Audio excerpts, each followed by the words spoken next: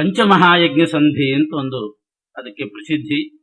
ಪಂಚಮಹಾಯಜ್ಞ ಸಂಧಿ ಅಂತಂದ್ರೆ ಈ ಗೃಹಸ್ಥರು ಮಾಡತಕ್ಕಂಥ ಪಂಚಮಹಾಯಜ್ಞಗಳಿದೆ.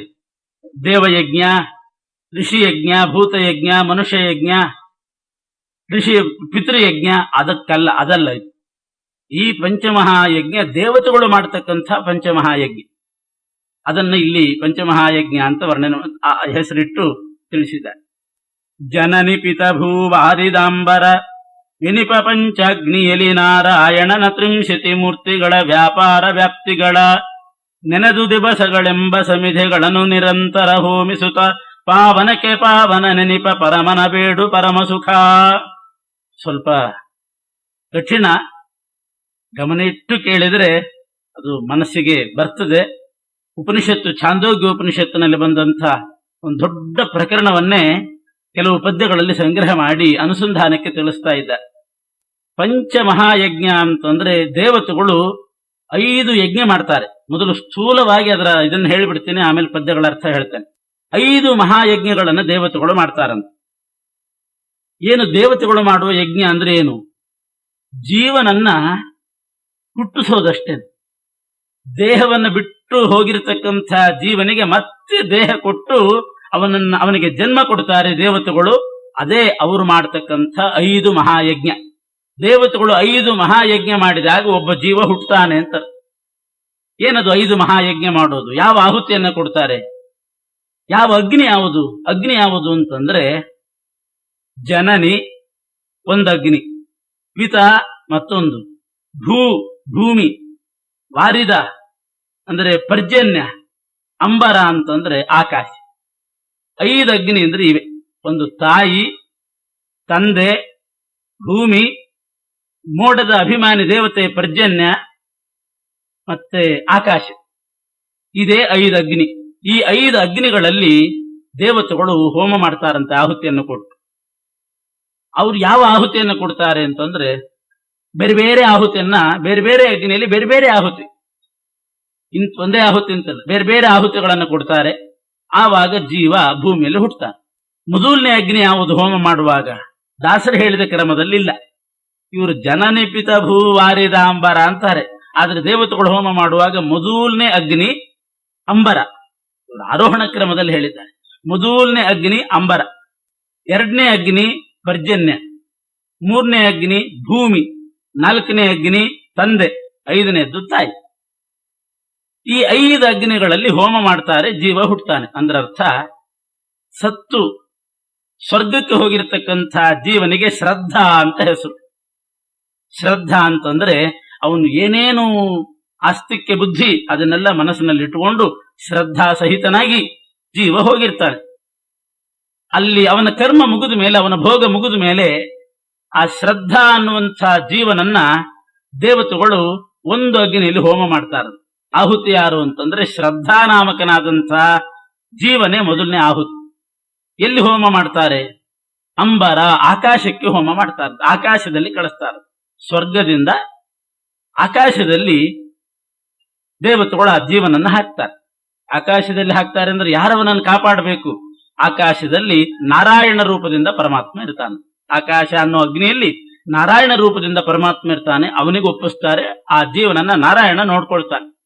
ಆಕಾಶಕ್ಕೆ ದೇವತೆಗಳು ಜೀವನನ್ನು ಹಾಕಿದಾಗ ಆ ಆಹುತಿ ಪರಿಣಾಮ ಆಗಬೇಕಲ್ಲ. ಅಗ್ನಿಯಲ್ಲಿ ಹಾಕಿದ ಆಹುತಿ ಅದು ಮಳೆಯಾಗಿ ಮೋಡವಾಗಿ ಪರಿಣಾಮ ಆಗುವ ಹಾಗೆ ಶ್ರದ್ಧಾ ಅನ್ನುವ ಜೀವನನ್ನ ಸ್ವರ್ಗದಿಂದ ತೆಗೆದು ದೇವತೆಗಳು ಆಕಾಶಕ್ಕೆ ಹಾಕಿದಾಗ ಅವನು ಚಂದ್ರನಲ್ಲಿ ಬಂದು ಸೇರ್ತಾನಂತೆ. ಅದೇ ಆಹುತಿ ಚಂದ್ರನಲ್ಲಿ ಬಂದು ಸೇರ್ತದೆ.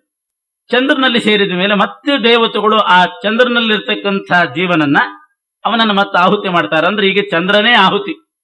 ಚಂದ್ರನಲ್ಲಿರ್ತಕ್ಕಂಥ ಜೀವನನ್ನ ಪರ್ಜನ್ಯಕ್ಕೆ ಕೊಡ್ತಾರಂತೆ. ಮೋಡದ ಅಭಿಮಾನಿಯಾದ ಪರ್ಜನ್ಯನಲ್ಲಿ ಅರ್ಪಣೆ ಮಾಡ್ತಾರೆ. ಅಲ್ಲಿ ಯಾರು ನೋಡ್ಕೊಳ್ಳೋದು ಅಂತಂದ್ರೆ ವಾಸುದೇವ ರೂಪಿಯಾದಂತಹ ಪರಮಾತ್ಮ ಜೀವ ಪರ್ಜನ್ಯಕ್ಕೆ ಬಂದಾಗ ಅವನು ನೋಡ್ಕೊಳ್ತಾನೆ. ಆ ಆಹುತಿ ಏನ್ ಪರಿಣಾಮ ಆಗ್ತದೆ ಅಂತಂದ್ರೆ ಅದು ಮಳೆ ಆಗ್ತದಂತೆ. ವರ್ಷಃ ಸಂಭವತಿ, ಮಳೆಯಲ್ಲಿ ಜೀವ ಸೇರ್ಕೊಳ್ತಾನೆ. ಮಳೆಯಲ್ಲಿ ಸೇರ್ಕೊಂಡಂತ ಜೀವನನ್ನ ಮತ್ತೆ ದೇವತೆಗಳು ಆ ಜೀವನನ್ನ ಆಹುತಿ ಮಾಡಿ ಮತ್ತೊಂದು ಹೋಮ ಮಾಡ್ತಾರಂತೆ. ಮಳೆಯಲ್ಲಿ ಸೇರಿದಂಥ ಜೀವನನ್ನ ನೆಲಕ್ಕೆ ಹಾಕ್ತಾರಂತೆ. ಆ ಹನಿಯ ಮೂಲಕ ಆ ಜೀವ ನೆಲಕ್ಕೆ ಬೀಳ್ತಾನೆ. ಅದು ಒಂದು ಅಗ್ನಿ. ಭೂಮಿಯೇ ಒಂದು ಅಗ್ನಿ. ಅಲ್ಲಿ ಯಾರಿರ್ತಾರೆ ಅಂತಂದ್ರೆ ನಾರಾಯಣ, ವಾಸುದೇವ, ಸಂಕರ್ಷಣ ರೂಪಿ ಪರಮಾತ್ಮ ಭೂಮಿಯಲ್ಲಿ ಇರ್ತಾನೆ. ಮಳೆಯ ರೂಪದಿಂದ, ನೀರಿನ ಹನಿ ರೂಪದಿಂದ ಜೀವ ಏನು ಕೆಳಗೆ ಬರ್ತಾನೆ, ಅಲ್ಲಿ ಆ ಸಂಕರ್ಷಣ ರಕ್ಷಣೆ ಮಾಡ್ತಾನೆ. ನೆಲಕ್ಕೆ ಸೇರಿದಂಥ ಜೀವನನ್ನ ಮತ್ತೆ ದೇವತೆಗಳು ಆಹುತಿಯನ್ನಾಗಿ ಮಾಡಿ ಮತ್ತೆ ಪುನಃ ಹೋಮ ಮಾಡ್ತಾರಂತೆ. ಎಲ್ಲಿ ಅವನ ನೆಲಕ್ಕೆ ಬಂದಾಗ ಆ ಆಹುತಿ ಏನಾಗ್ತದೆ, ಧಾನ್ಯದಲ್ಲಿ ಸೇರ್ತದೆ. ಬೆಳೀತಕ್ಕಂಥ ಧಾನ್ಯಗಳಲ್ಲಿ ಜೀವ ಸೇರ್ಕೊಳ್ತಾನೆ. ಅಲ್ಲಿರ್ತಕ್ಕಂಥ ಜೀವನನ್ನ ಮತ್ತೆ ದೇವತೆಗಳು ಹೋಮ ಮಾಡ್ತಾ ಪಿತಾ ಅನ್ನುವಂಥ ಅಗ್ನಿಯಲ್ಲಿ ಹೋಮ ಮಾಡಿಬಿಡ್ತಾರೆ. ತಂದೆನೇ ಅಗ್ನಿ, ಅಲ್ಲಿ ಹೋಮ ಮಾಡ್ತಾರೆ. ಅಲ್ಲಿ ಪ್ರದ್ಯುಮ್ನ ರೂಪಿ ಪರಮಾತ್ಮ ಇರ್ತಾನೆ. ಅಲ್ಲಿದ್ದಂಥ ಜೀವ ಆ ಆಹುತಿ ಏನ್ ಪರಿಣಾಮ ಆಗ್ತದೆ ಅಂತಂದ್ರೆ, ಧಾನ್ಯದಲ್ಲಿ ಸೇರಿದಂಥ ಜೀವನನ್ನ ತಂದೆಯಲ್ಲಿ ಆಹುತಿ ಕೊಡ್ತಾರೆ, ಹೋಮ ಮಾಡ್ತಾರೆ. ಆ ಆಹುತಿ ರೇತೋ ರೂಪವಾಗಿ ಪರಿಣಾಮ ಆಗ್ತದಂತೆ. ಆ ರೇತಸ್ಸಿನಲ್ಲಿರ್ತಕ್ಕಂಥ ಜೀವನನ್ನ ದೇವತೆಗಳು ಮತ್ತೆ ಹೋಮ ಮಾಡ್ತಾರೆ. ಆ ಅಗ್ನಿ ಜನನಿ ಅನ್ನತಕ್ಕಂಥ ಅಗ್ನಿ, ತಾಯಿಯಲ್ಲಿ ಹೋಮ ಮಾಡ್ತಾರೆ. ಅಲ್ಲಿ ಬಂದಂಥವನು ಆ ಆಹುತಿ ಜೀವ ತಸ್ಯ ಆಹುತೆ ಗರ್ಭ ಸಂಭವತಿ, ಆಮೇಲೆ ಗರ್ಭ ನಿರ್ಮಾಣ ಆಗ್ತದೆ. ಆ ಗರ್ಭದಿಂದ ಜೀವ ದೇಹವನ್ನು ಪಡ್ಕೊಂಡು ಮತ್ತೆ ಹುಟ್ಟುತ್ತಾನೆ. ದೇಹ ಬಿಟ್ಟು ಹೋದ ಜೀವ ಅವು ನರಕಕ್ಕೆ ಹೋಗ್ಲಿ ಸ್ವರ್ಗಕ್ಕೆ ಹೋಗ್ಲಿ ಹುಟ್ಟುವ ಕ್ರಮ ಹೀಗೆ. ಯಾವ ರೀತಿ ಹುಟ್ಟುತ್ತಾನೆ ಅಂತಂದ್ರೆ, ದೇವತೆಗಳು 5 ಮಹಾಯಜ್ಞಗಳನ್ನ ಮಾಡ್ತಾರೆ. ಆಗ ಜೀವ ದೇಹ ಪಡ್ಕೊಂಡು ಹುಟ್ಟುತ್ತಾನೆ. ಅದರಿಂದ ಮೊದಲನೇ ಅಗ್ನಿ ಆಕಾಶಕ್ಕೆ ಬರ್ತಾನೆ ಜೀವ. ಆಕಾಶದಿಂದ ಚಂದ್ರನ ಹತ್ರ ಹೋಗ್ತಾನೆ.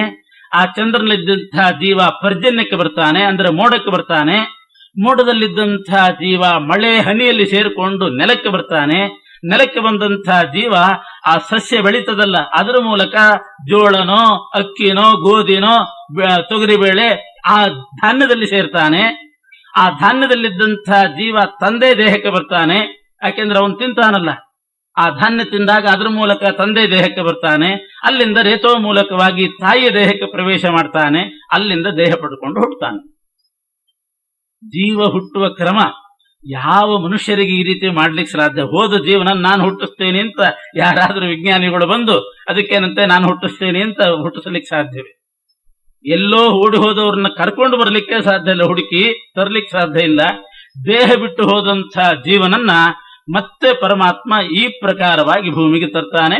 ದೇವತೆಗಳಿಗೆ ಆಜ್ಞೆ ಮಾಡ್ತಾನೆ. ದೇವತೆಗಳು 5 ಮಹಾಯಜ್ಞ ಮಾಡ್ತಾರೆ. ಜೀವನನ್ನೇ ಬೇರೆ ಬೇರೆ ಕಡೆ ಸೇರಿದ ಜೀವನನ್ನ ಆಹುತಿಯಾಗಿ ಕೊಡ್ತಾರೆ. 5 ಅಗ್ನಿಗಳಲ್ಲಿ, ಆ 5 ಅಗ್ನಿಯಲ್ಲಿ 5 ರೂಪದಿಂದ ಪರಮಾತ್ಮ ಇದ್ದು ಆ ಜೀವನನ್ನ ಕಾಲ ಕಾಲಕ್ಕೆಲ್ಲ ಸಂರಕ್ಷಣೆ ಮಾಡಿ ಕೊನೆಗೆ ತಾಯಿಯ ಗರ್ಭದಿಂದ ಹುಟ್ಟುವ ಹಾಗೆ ಮಾಡ್ತಾನೆ. ಎಲ್ಲೆಲ್ಲಿ ಯಾವ್ಯಾವ ರೀತಿ ಆಹುತಿಯನ್ನು ಪರಿಣಾಮ ಮಾಡಬೇಕು, ಹೇಗೆ ಪರಿಣಾಮ ಮಾಡಬೇಕು, ಎಷ್ಟೆಷ್ಟು ತಿಂಗಳಿಗೆ ಎಷ್ಟೆಷ್ಟು ದಿವಸಕ್ಕೆ ಏನೇನು ಅವಯವಗಳನ್ನು ಸೃಷ್ಟಿ ಮಾಡಬೇಕು, ಅದೆಲ್ಲ ಅಂಗಾಂಗಗಳನ್ನು ಚೆನ್ನಾಗಿ ಸೃಷ್ಟಿ ಮಾಡಿ ತ್ವಷ್ಟ ಅಂತ ಕರೆದಿದ್ದಾರೆ. ಬಡಿಗೇರವನು ಅಂತಾರಲ್ಲ, ತ್ವಷ್ಟ ಅಂದ್ರೆ ಶಿಲ್ಪಿ, ಮರದ ಕೆಲಸದವನು, ವುಡ್ ವರ್ಕರ್. ಹೇಗೆ ಅದನ್ನ ಚೆನ್ನಾಗಿ ಕೆತ್ತಿ ಒಂದು ಗೊಂಬೆ ಮಾಡ್ತಾನೋ ಆ ಕೆಲಸ ಗರ್ಭದಲ್ಲಿ ನಿಂತುಕೊಂಡು ಅನಿರುದ್ಧ ರೂಪಿ ಪರಮಾತ್ಮ ಮಾಡ್ತಾನ. ಚೆನ್ನಾಗಿ ಒಳ್ಳೆ ಶೇಪ್ ಬರೋ ಹಾಗೆ ಮಾಡಿ ಅವನು ಹುಟ್ಟು. ಇದೇ 5 ಅಗ್ನಿಯಲ್ಲಿ ಇರ್ತಕ್ಕಂತಹ ಪರಮಾತ್ಮನಿಗೆ ದೇವತೆಗಳು ಜೀವನನ್ನ ಒಪ್ಪಿಸ್ತಾ ಬರ್ತಾರೆ. ಸ್ವರ್ಗನೋ ನರಕನೋ ಅವನ ಫಲಭೋಗ ಅವಧಿ ಎಲ್ಲ ಮುಗಿದ ಮೇಲೆ ಮತ್ತೆ ದೇಹ ಪಡ್ಕೊಂಡು ಹುಟ್ಟಬೇಕು. ಆ ಹುಟ್ಟಿಸುವ ಕ್ರಮ ಹೀಗೆ. ಇದನ್ನ ಬಹಳ ಸುಂದರವಾಗಿ ಅಲಂಕಾರಿಕವಾಗಿ ವರ್ಣನೆ ಮಾಡಿದ್ದಾರೆ ದಾಸರು. ಅದನ್ನು ಸಂಗ್ರಹ ಮಾಡಿ ಹೇಳ್ತಾರೆ. ಅಗ್ನಿಯಲ್ಲಿ ಹೋಮ ಮಾಡ್ತಾರೆ ಅಂತ ಅಂದ್ಕೊಳ್ಳೆ ಬರೀ ಅಗ್ನಿ ತಿಳ್ಕೊಂಡ್ರೆ ಸಾಲದು. ನಾವು ಪ್ರಸಿದ್ಧ ಯಜ್ಞ ಮಾಡುವಾಗ ಅಗ್ನಿ ಇರ್ತದೆ. ಅಗ್ನಿ ಜೊತೆ ಅಗ್ನಿಯಲ್ಲಿ ಸಮಿಧೆ ಹಾಕಬೇಕು. ಸಮಿಧೆ ಹಾಕಿದಾಗ ಹೊಗೆ ಬರ್ತದೆ, ಬೆಂಕಿ ಕಿಡಿಗಳು ಬರ್ತಾವೆ, ಆಮೇಲೆ ಕೆಂಡ ಆಗ್ತದೆ.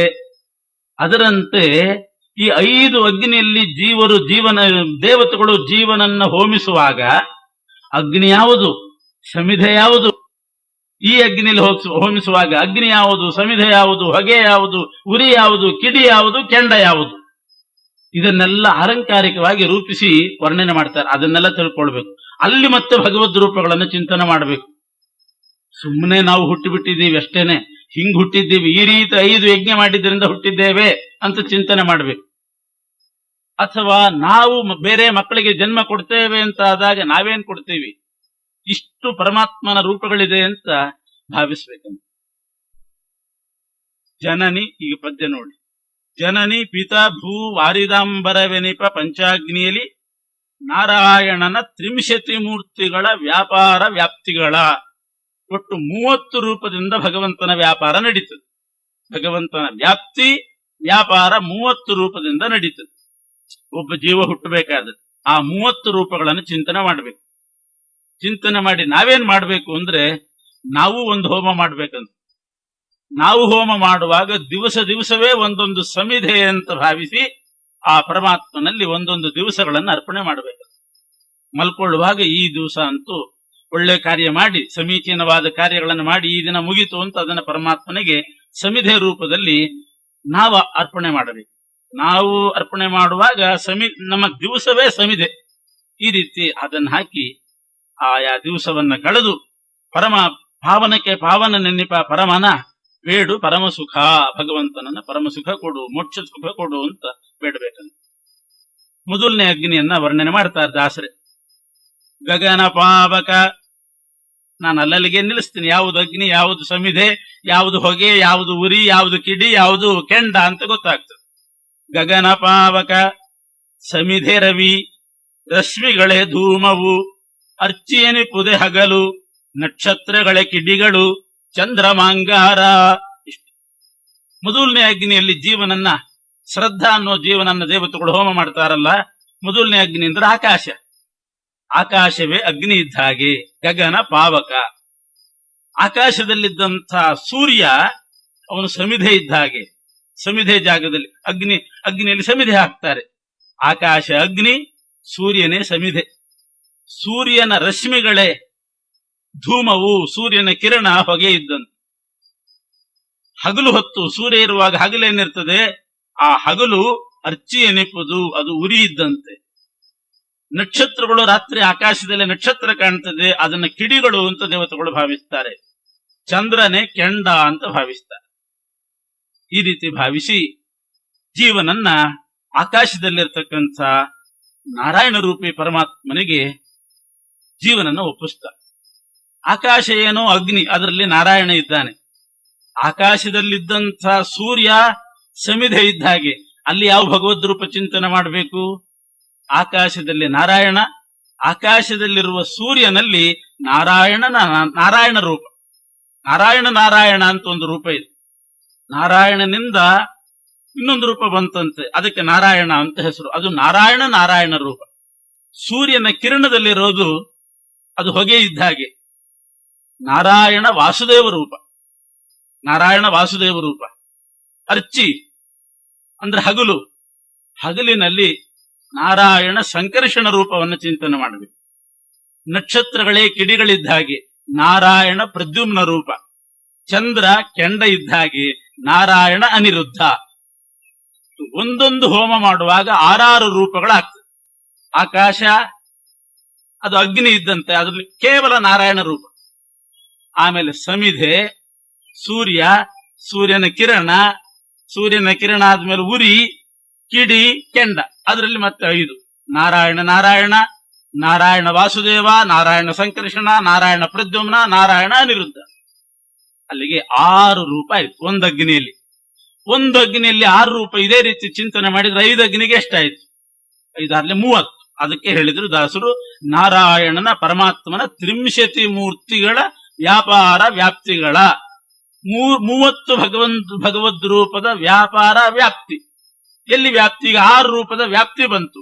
ಆಕಾಶದಲ್ಲಿ ನಾರಾಯಣ, ಸೂರ್ಯನಲ್ಲಿ ನಾರಾಯಣ, ಸೂರ್ಯನ ಕಿರಣದಲ್ಲಿ ನಾರಾಯಣ ವಾಸುದೇವ ರೂಪದ ವ್ಯಾಪ್ತಿ, ಹಗಲಿನಲ್ಲಿ ನಾರಾಯಣ ಸಂಕರ್ಷಣ, ನಕ್ಷತ್ರಗಳಲ್ಲಿ ನಾರಾಯಣ ಪ್ರದ್ಯುಮ್ನ, ಚಂದ್ರನಲ್ಲಿ ನಾರಾಯಣ ಅನಿರುದ್ಧ. ಇದು ವ್ಯಾಪ್ತಿ. ವ್ಯಾಪಾರ ಏನು ಅಂತಂದ್ರೆ, ಜೀವನನ್ನ, ಆಕಾಶದಲ್ಲಿ ಬಂದಂತಹ ಜೀವನನ್ನ ಅವರು ರಕ್ಷಣೆ ಮಾಡಿಕೊಂಡು ಚಂದ್ರನಿಗೆ ಒಪ್ಪಿಸೋದು, ಆಹುತಿ ಪರಿಣಾಮ ಮಾಡೋದು, ಮತ್ತೆ ಮುಂದಿನ ಹೋಮಕ್ಕೆ ಅವಕಾಶ ಮಾಡಿಕೊಡೋದು. ಇದೇ ಭಗವಂತನ 6 ರೂಪದ ವ್ಯಾಪಾರ ವ್ಯಾಪ್ತಿ. ಹೀಗೆ ಎಲ್ಲವನ್ನು ಚಿಂತನೆ ಮಾಡಿ ಚಂದ್ರನನ್ನ ಪುನಃ ದೇವತೆಗಳು ಪರ್ಜನ್ಯಕ್ಕೆ ಒಪ್ಪಿಸ್ತಾರೆ.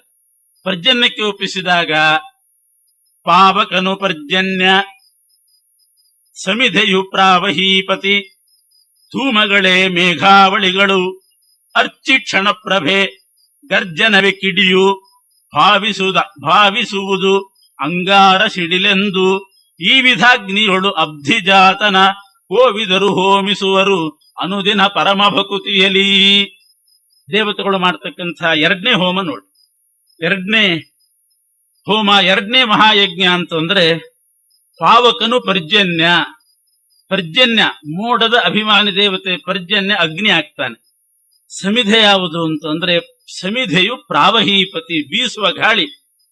ಮೋಡ ಆ ಕಡೆ ಈ ಕಡೆ ಚಲಿಸ್ಬೇಕಲ್ಲ, ಬೀಸುವ ಗಾಳಿನೇ ಸಮಿಧೆ ಇದ್ದ ಹಾಗೆ.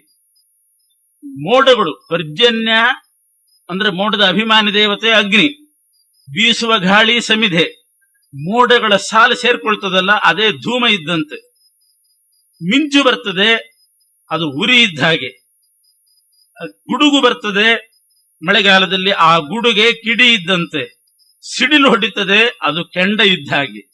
ಈ ರೀತಿ ಭಾವಿಸಿ ಪರ್ಜನ್ಯನಲ್ಲಿ ಜೀವನನ್ನು ಹೋಮ ಮಾಡ್ತಾರೆ. ಚಂದ್ರನಲ್ಲಿ ಬಂದಂತಹ ಜೀವನನ್ನು ಹೋಮ ಮಾಡ್ತಾರೆ. ಹೋಮ ಮಾಡುವಾಗ ಇಷ್ಟು ನೋಡ್ತೇವೆ ನಾವು, ಉರಿ, ಕಿಡಿ, ಆ ಕೆಂಡ, ಹೊಗೆ ಎಲ್ಲ ನೋಡ್ತೇವೆ. ದೇವತೆಗಳು ಹೋಮ ಮಾಡುವಾಗ, ಪರ್ಜನ್ಯನಲ್ಲಿ ಹೋಮ ಮಾಡುವಾಗ ಹೀಗೆ ಚಿಂತನೆ ಮಾಡ್ತಾರೆ.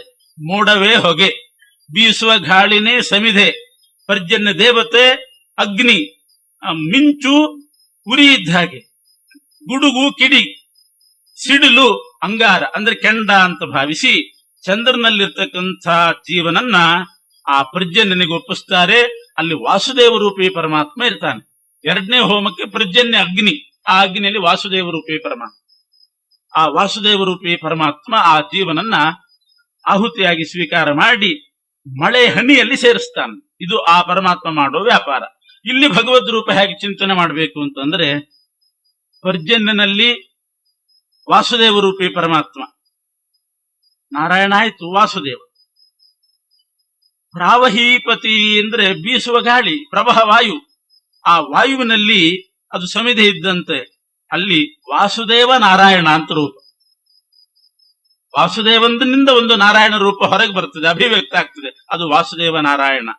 ಮೋಡಗಳಲ್ಲಿ ಕಪ್ಪು ಮೋಡಗಳು, ನೀರು ತುಂಬಿದ ಮೋಡಗಳನ್ನೇ ನೋಡ್ತೇವೆ, ಅದು ಧೂಮ ಇದ್ದ ಹಾಗೆ. ಅದರಲ್ಲಿ ವಾಸುದೇವ ರೂಪ. ಮಿಂಚಿನಲ್ಲಿ ವಾಸುದೇವ ಸಂಕರ್ಷಣ, ಗುಡುಗಿದಾಗ ವಾಸುದೇವ ಪ್ರದ್ಯುಮ್ನ, ಸಿಡಿಲು ಹೊಡೆದಾಗ ವಾಸುದೇವ ಅನಿರುದ್ಧ. ಈಗ ವಾಸುದೇವ ನಾರಾಯಣ, ವಾಸುದೇವ ಸಂಕರ್ಷಣ, ವಾಸುದೇವ ಪ್ರದ್ಯುಮ್ನ, ವಾಸುದೇವ ಅನಿರುದ್ಧ. ಈ ಚಿಂತನೆ ಬರಬೇಕು ಅಂತ ದಾಸರು ಹೇಳ್ತಾರೆ. ಗುಡುಗಿದಾಗ ಸಿಡಿಲು ಹೊಡೆದಾಗ ಯಾರಿಗೆ ಈ ಚಿಂತನೆ ಬರುತ್ತೆ? ಅದೆಲ್ಲ ಆದಾಗ ಮಳೆ ಬಂತು ಅಂತಂದಾಗ ದೇವತೆಗಳು ಯಾರ್ಯಾರೋ ಜೀವರನ್ನ ಅಲ್ಲಿ ಹೋಮ ಮಾಡ್ತಾ ಇದ್ದಾರೆ. ಆ ಹೋಮ ಮಾಡುವಾಗ ಹೊಗೆ ಬರುತ್ತೆ, ಸಿಡ್ಲು ಬರುತ್ತೆ, ಗುಡುಗು ಬರ್ತದೆ, ಮಿಂಚು ಬರ್ತದೆ. ಅಲ್ಲೆಲ್ಲ ಪರಮಾತ್ಮನ ರೂಪ ಇದೆ. ಅವರು ಆ ಜೀವನನ ಆಹುತಿಯನ್ನ, ಪರ್ಜನ್ಯದಲ್ಲಿ ಬಂದ ಆಹುತಿಯನ್ನ ಪರಿಣಾಮ ಮಾಡಿ ಮಳೆ ಹನಿಯಲ್ಲಿ ಸೇರಿಸ್ತಾ ಇದ್ದಾರೆ. ಈ ಚಿಂತನೆ ಬರುತ್ತೆ. ಬೇಕಾದಷ್ಟು ಮಳೆ ಬರ್ತದೆ ಹೋಗ್ತದೆ, ಯಾರಿಗೂ ಈ ಚಿಂತನೆ ಬರುತ್ತೆ. ಮಳೆ ಬರ್ತದೆ, ಆ ಮಳೆ ಹನಿಯಲ್ಲಿ ಜೀವ ಸೇರ್ಕೊಂಡಿರ್ತಾರೆ, ಎಷ್ಟೋ ಜೀವರು ಸೇರ್ಕೊಳ್ತಾರೆ, ಭೂಮಿಗೆ ಬರ್ತಾರೆ, ಅವರೇ ಮುಂದೆ ದೇಹ ಪಡ್ಕೊಂಡು ಹುಟ್ಟೋರು. ಇದೆಲ್ಲ ಭಗವಂತನ ವ್ಯಾಪಾರಗಳನ್ನು ಹುಟ್ಟಿಸ್ಲಿಕ್ಕೆ ನಡೀತದಂತೆ. ಇನ್ನು ಧರಣಿ ಎಂಬುದೇ ಅಗ್ನಿ, ಮೂರನೇ ಹೋಮ. ಇಲ್ಲಿ ಧರಣಿ ಅಂದ್ರೆ ಭೂಮಿಯೇ ಅಗ್ನಿ. ಸಂವತ್ಸರವೇ ಸಮಿಧೆ, ವಿಹಾಯಸವೇ ಹೊಗೆ, ಇರುಳುರಿ, ದಿಶಾ ಅಂಗಾರ, ಅವಾಂತರ ದಿಗ್ವಲಯ ಕಿಡಿಯು, ವರುಷವೆಂಬ ಆಹುತಿಗಳಿಂದಲಿ ಹರಿಯ ಮೆಚ್ಚಿಸಿ ಸಕಲರೊಳಗಧ್ವರಿಯನಾಗಿರು ಸರ್ವರೂಪಾತ್ಮಕನ ಚಿಂತಿಸುತ್ತಾ. ದೇವತೆಗಳು ಮೂರನೇ ಹೋಮ ಮಾಡ್ತಾರೆ.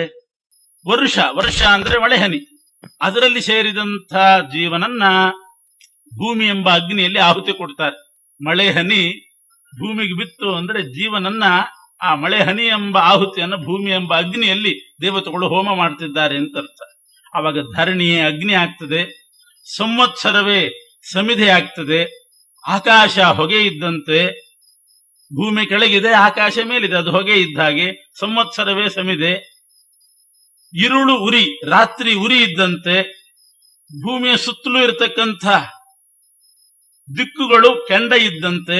ಅವಾಂತರ ದಿಗ್ವಲಯ ಕಿಡಿಯು, ಮೂಲೆ ದಿಕ್ಕುಗಳು ಕಿಡಿ ಇದ್ದ ಹಾಗೆ. ಅವಾಂತರ ದಿಕ್ಕು ಅಂದ್ರೆ ಮೂಲೆ ದಿಕ್ಕುಗಳು, ಅದು ಕಿಡಿ ಇದ್ದಂತೆ. ಈ ರೀತಿ ಭಾವಿಸಿ ಭೂಮಿಯಲ್ಲಿ ಆ ಮಳೆ ಬೀಳ್ತದೆ, ಮಳೆ ಹನಿ ಬೀಳ್ತದೆ ಅಂದ್ರೆ ದೇವತೆಗಳು ಒಂದು ಆಹುತಿ ಕೊಟ್ರು ಅಂತ ಅರ್ಥ. ನೀರಿನ ಆಹುತಿ ಅದು.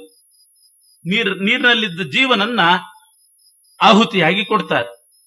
ವರ್ಷವೆಂಬ ಆಹುತಿಗಳಿಂದಲೇ ಹರಿಯ ಮೆಚ್ಚಿಸಿ ಸಕಲರಳು ಅಧ್ವರ್ಯನಾಗಿರು. ಹೀಗೆ ದೇವತೆಗಳು ಮಾಡ್ತಕ್ಕಂಥ 3ನೇ ಹೋಮ. ಇಲ್ಲಿ ಸಂಕರ್ಷಣ ರೂಪವನ್ನು ಚಿಂತನೆ ಮಾಡಬೇಕು. ಭೂಮಿಯಲ್ಲಿ ಸಂಕರ್ಷಣ ಇದ್ದಾನೆ. ಅದೇ ರೀತಿ ಮತ್ತೆ ಯಥಾ ಪ್ರಕಾರ ಸಂವತ್ಸರ ಅನ್ನೋ ಸಮಿತಿಯಲ್ಲಿ ಸಂಕರ್ಷಣ ನಾರಾಯಣ, ಆಕಾಶ ಅನ್ನೋ ಹೊಗೆಯಲ್ಲಿ ಸಂಕರ್ಷಣ ವಾಸುದೇವ, ರಾತ್ರಿಯಲ್ಲಿ ಇರುಳು ಉರಿಯಾಯಿತು ಅದರಲ್ಲಿ ಸಂಕರ್ಷಣ, ಅವಾಂತರ ದಿಗ್ಗೊಲೆ ಕಿಡಿಯು ಅದರಲ್ಲಿ ಸಂಕರ್ಷಣ ಪ್ರದ್ಯುಮ್ನ, ದಿಕ್ಕುಗಳು ಅಂಗಾರ ಇದ್ದ ಹಾಗೆ ಅದರಲ್ಲಿ ಸಂಕರ್ಷಣ ಅನಿರುದ್ಧ. 3ನೇ ಹೋಮ ಆಯ್ತು.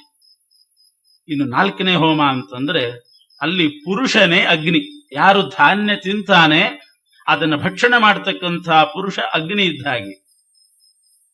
ಅವನು ತನ್ನ ಪತ್ನಿಯೊಂದಿಗೆ ಏನು ಮಾತಾಡ್ತಾನೆ ಆ ವಾಕು ಮಾತೇ ಸಮಿಧೆ ಇದ್ದ ಹಾಗೆ.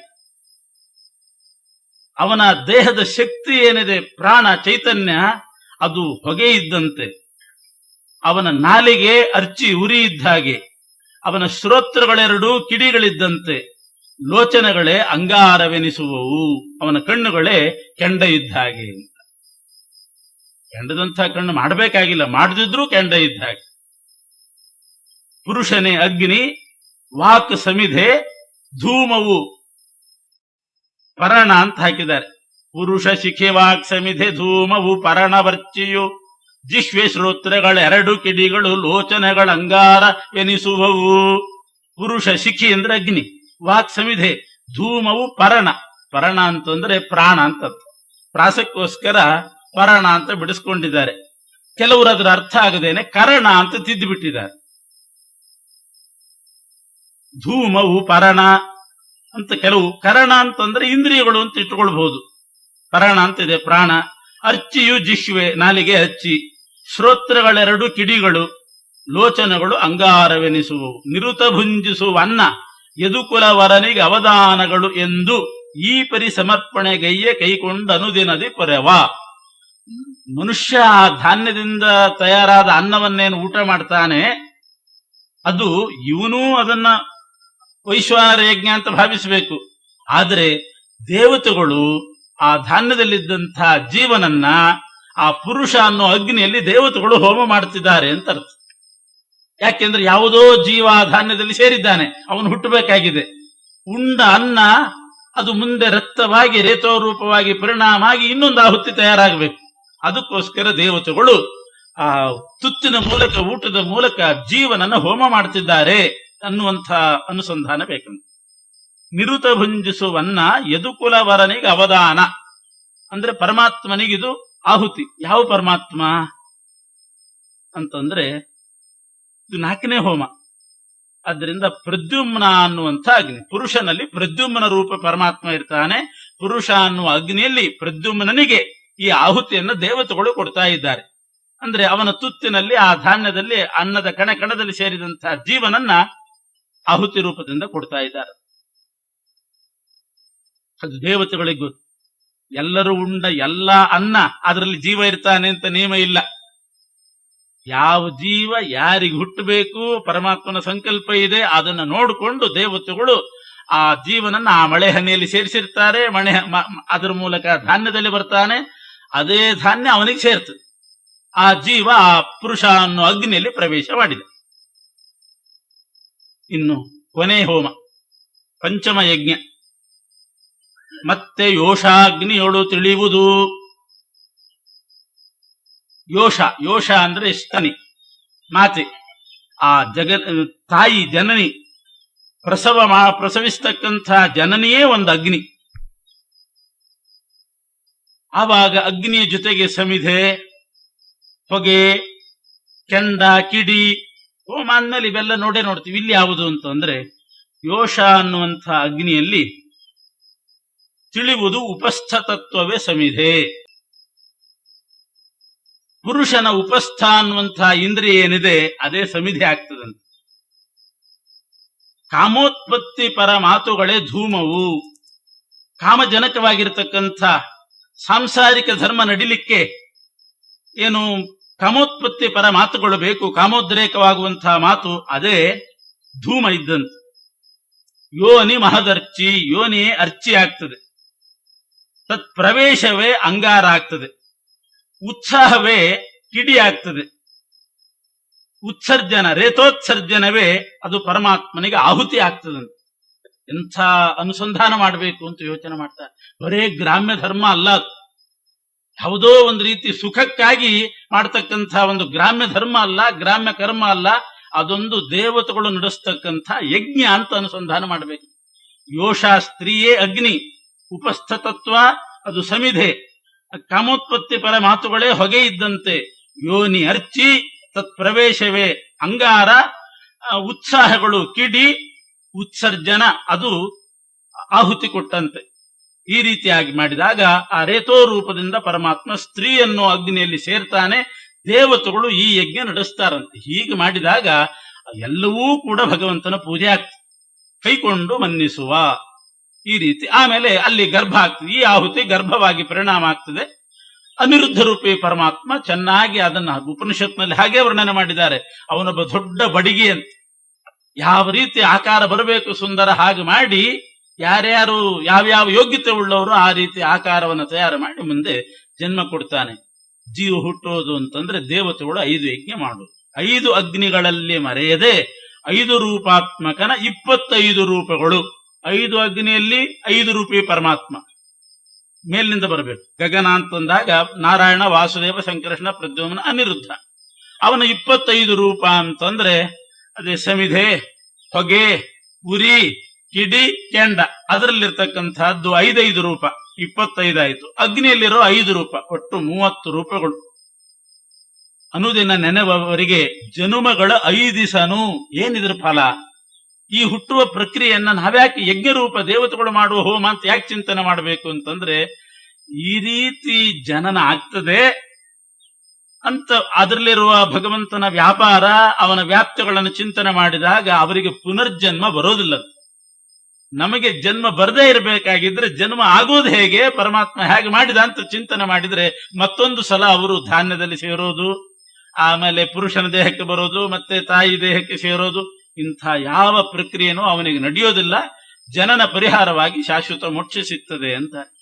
5 ಅಗ್ನಿಗಳಲ್ಲಿ ಮರೆಯದೆ 5 ರೂಪಾತ್ಮಕನ 25 ರೂಪಗಳ ಅನುದಿನದಿನವರೆಗೆ ಜನುಮಗಳ 5 ನಳಿನಾಕ್ಷ. ಜನ್ಮಗಳ 5 ಅಂದ್ರೆ ಜನ್ಮ ಹೊಂದಿಸೋದಿಲ್ಲ ಅವರಿಗೆ ಅಂತ ಅರ್ಥ. 5 ನಳಿನಾಕ್ಷ. ರಣದೊಳು ಮೈದುನನ ಕಾಯ್ದಂತೆ ಸಲಹುವ. ಜನ್ಮ ಹೊಂದಿದವರನ್ನು ಕೂಡ ಇಷ್ಟು ತಿಳ್ಕೊಂಡ್ರೆ ರಣದೊಳು ಮೈದುನನ ಕಾಯ್ದಂತೆ ಸಲಹುವ. ಮೈದುನ ಅನ್ನೋದಕ್ಕೆ ಅರ್ಜುನ. ಯುದ್ಧದಲ್ಲಿ ಸಾರಥಿಯಾಗಿ ಅರ್ಜುನನ್ನ ಹೇಗೆ ಸಂರಕ್ಷಣೆ ಮಾಡಿದನೋ ಆ ರೀತಿ ಸಂರಕ್ಷಣೆ ಮಾಡ್ತಾನೆ.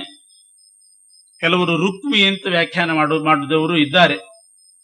ಮೈದುನ ಅಂತಂದ್ರೆ ಹೆಂಡತಿಯ ಸೋದರ, ಮೈದುನ ಅಂತ ಮಾಡಿಕೊಂಡು ರುಕ್ಮಿಯನ್ನ ಕಾಪಾಡಿದ್ದಾನೆ.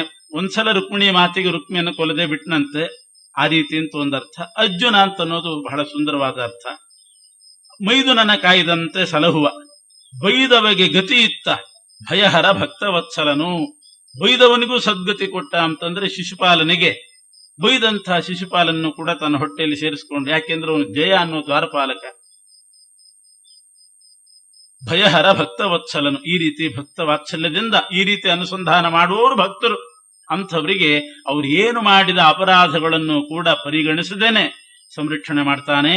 ಅದರಿಂದ ದೇವರು ಮಾಡತಕ್ಕಂಥ ಪಂಚಮಹಾಯಜ್ಞಗಳ ಕ್ರಮ, ಅದರಲ್ಲಿ ಪರಮಾತ್ಮನ ರೂಪಗಳು, ಅವನ ವ್ಯಾಪಾರವನ್ನ ಚಿಂತನೆ ಮಾಡಬೇಕು ಅಂತ ಹೇಳಿ